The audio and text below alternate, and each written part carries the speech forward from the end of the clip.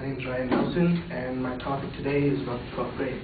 First, there might not seem like there's a lot of controversy about the 12th grade, but recently in the state of Utah, a senator proposed that they eliminate the 12th grade completely. I read this article about this back in February of this year, and I thought, this is crazy. Why would you want to get rid of the 12th grade? I mean, people in our society already seem stupid enough as it is. Why take them to school? But upon thinking about it, it would actually save a lot of money. And my major claim for today is making students complete up to the 12th grade is unnecessary in our society today. My first major claim is our society uses money on the 12th grade that could be used for other important things. Like I was saying, in the state of Utah, a senator by the name of Chris Butters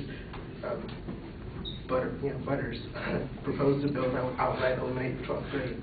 And Senator Howard A. Stevenson, co-chair of the Public Education Appropriations Subcommittee, supported Butters in his proposition, saying that the bottom line is saving taxpayer dollars will improve the option for students.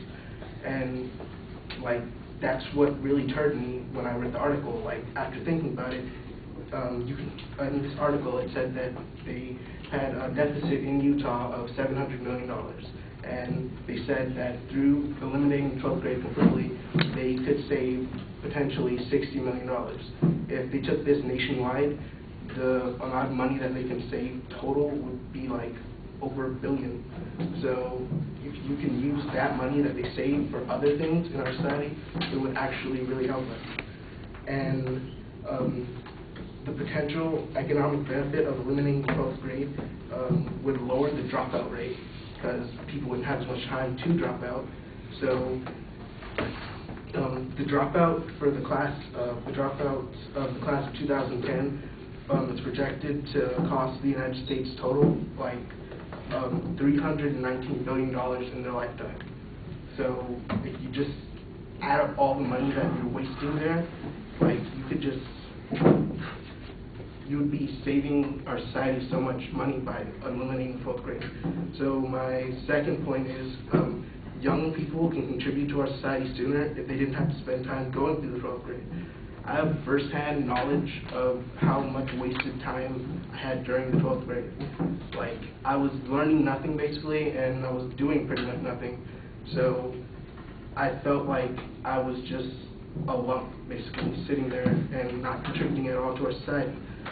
And if we could eliminate the 12th grade, it would get people into colleges and into our society at a faster pace, which would also increase the tax revenue that we collected from them. And according to the U.S.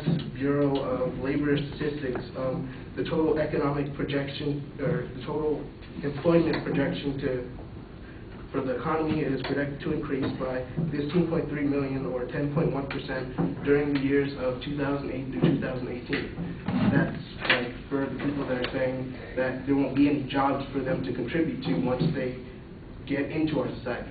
There will be jobs there available. My third point is that the 12th grade curriculum isn't a real requirement for most colleges and universities. In every state in the United States, the qualification tests are either the ACT or the SAT. You generally take the SAT or the ACT during your junior year of high school. So if the 12th grade curriculum really mattered that much to colleges, then you take the SAT or the ACT during your 12th grade year, because that would supposedly help you, right? But you don't really take it then, so it doesn't help you. And most high schools already have a plan in place for early graduation. So 12th grade isn't technically necessary right now. And according to the New York Times, a reporter that reported that they're starting a new program that would potentially end high school for most people in the 10th grade, supported by the Bill and Melinda Gates Foundation. And this program basically is, in the 10th grade, you take a test called a board exam. It's based off of a model that they use in Europe. And the European countries that they base it off of generally have a higher education level or rate than the United States. So they take a board exam during the 10th grade, and If they pass this board exam, then they move straight into community colleges, which will better prepare them than the last 2 years of high school for actual college.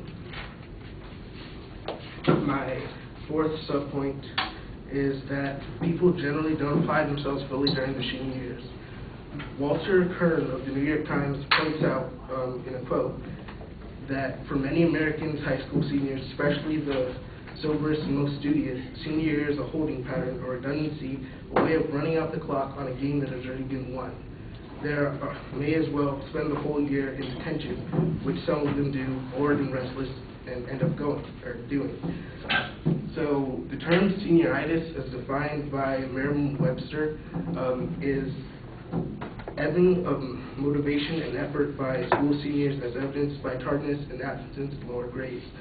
So I also have personal first-hand knowledge of senioritis. It's like a real thing that actually affects people, and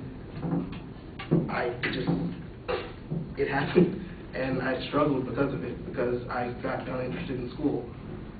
So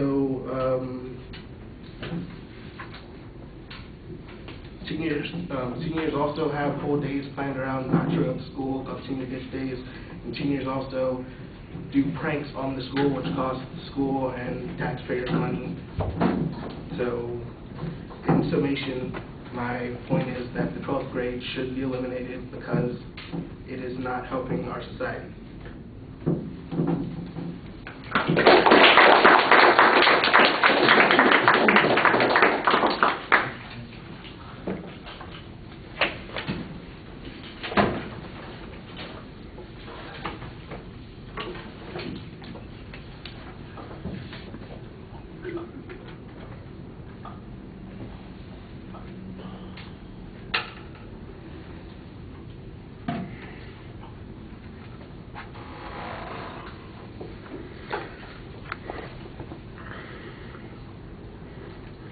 All right, well, you do a nice job identifying the topic and your proposition. That's clear. There's not really a setup of what the secondary points are going to be, but you do signpost them very clearly while you're speaking, so that does help make the speech easier to follow, although I think from a listener's point of view, you do want to give us some guideline from the beginning.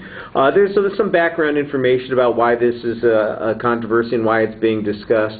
I'm not sure that a single person's proposal on this makes it likely or probable that it's going to be an issue, but it's worth raising, and I thought you asked some interesting questions. On the cost savings, for instance, $1 billion is a heck of a lot of money to me, but saving $1 billion nationwide, that's like an hour's worth of spending for the federal government, so I'm not exactly sure that we're going to get that huge economic advantage there on that point. It doesn't really sound like that's your main issue anyway. I think you've got other issues that work a little bit better, and that is the productivity of people in the 12th year being relatively low. I think you need to quantify that a little bit more, because primarily all you have are personal experiences on that, and although maybe you were not particularly productive in the 12th grade, that doesn't necessarily mean that other people didn't have that level of productivity.